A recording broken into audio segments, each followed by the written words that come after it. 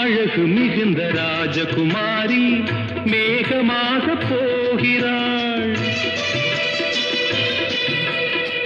ஜரிகை நெளியும் சேலை கொண்டு மலையை மூட பார்க்கிறாள். பள்ளம் சிலர் உள்ளம் என ஏன் படைத்தான் ஆண்டவன்? பட்டம் பெற தேடுகின்றேன், எங்கே அந்த நாயகன்? மலையின் காட்சி இறைவன் ஆட்சி. செந்தாழம் பூவில் வந்தாடும் தென்றல் என் மீது மோதுதம்மா.